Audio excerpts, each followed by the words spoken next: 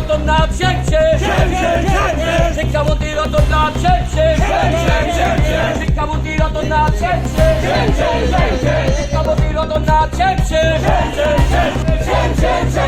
Ratan Nath step down Ratan Nath high high ব্যর্থ শিক্ষামন্ত্রী রতন নাথ গদি ছাড়া রতন নাথ শেখ এদিকে শিক্ষা ব্যবস্থার বেহাল দুর্দশা কেন রতন নাথ জবাব চাই জবাব দাও রতন নাথ গদি ছাড়ো ব্যর্থ শিক্ষামন্ত্রী রতন নাথ গদি ছাড়ো ব্যর্থ শিক্ষামন্ত্রী রতন নাথ গদি ছাড়ো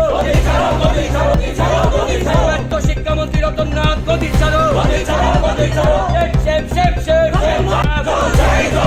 গইলেই বিক্ষোভ গইলেই ধর্ণা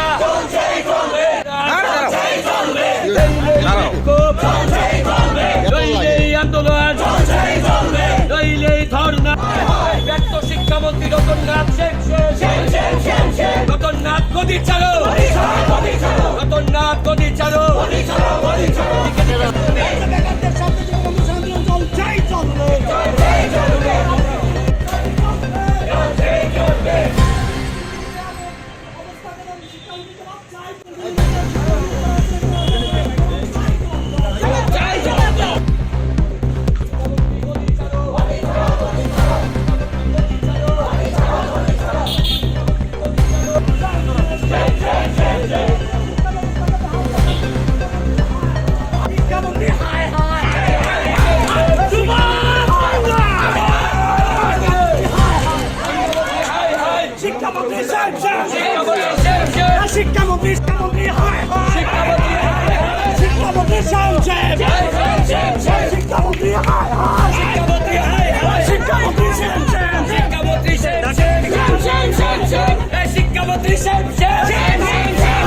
শিক্ষামন্ত্রী গদি ছাড়ো ব্যর্থ শিক্ষামন্ত্রী গদি ছাড়ো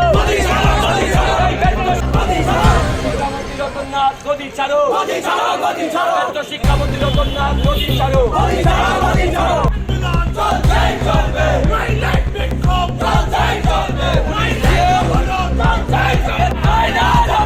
পুলিশ দিয়ে যুব কংগ্রেসকে রোকা যায় না যাবে না শিক্ষা ব্যবস্থা জবাব তোমায় দিতে হবে জবাব তোমায় দিতে হবে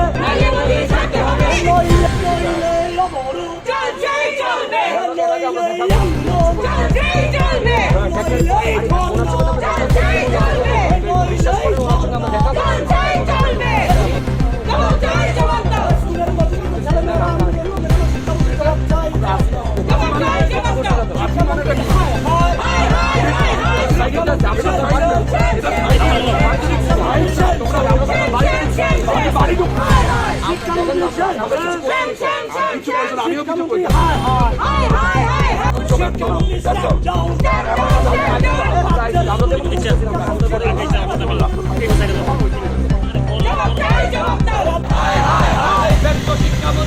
হাই ব্যর্থ শিক্ষামন্ত্রী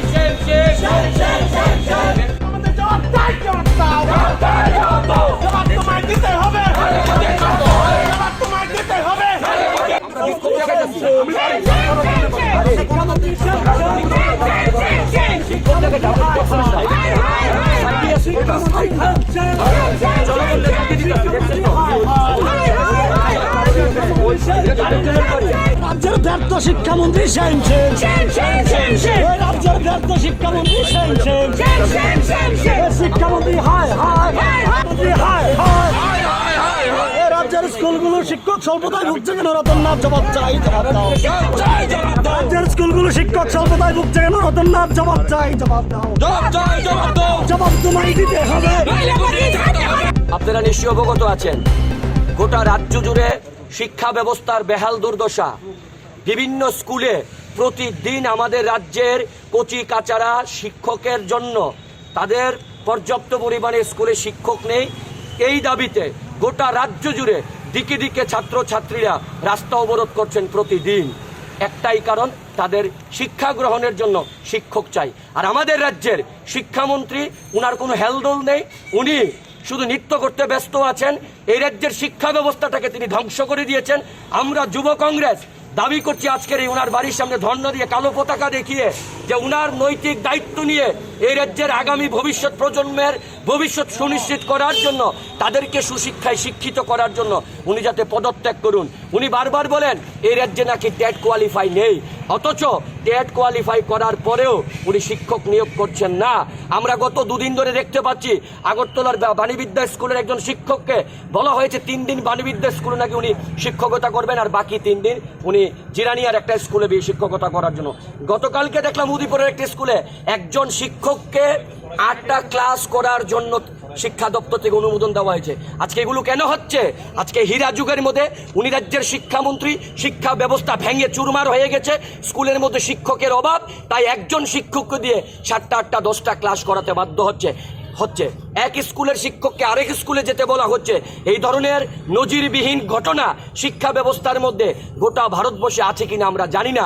আমরা মনে করি যুব কংগ্রেস 100% ব্যর্থ হয়েছেন শিক্ষা দপ্তর চালাতে, কারণ তিনি বারবার বলেছেন তিনি ইচ্ছে করে নাকি 14,000 শিক্ষক নিয়োগ করতে পারেন, কিন্তু যখন উনাকে বলা হচ্ছে শিক্ষক দেওয়ার জন্য তিনি বলছেন টেট কোয়ালিফাই নেই। যখন টেট কোয়ালিফাই হচ্ছে বলছেন টিআরবিটি রেজাল্ট দিচ্ছে না, টিআরবিটি বলছে না কারা পাস করছে।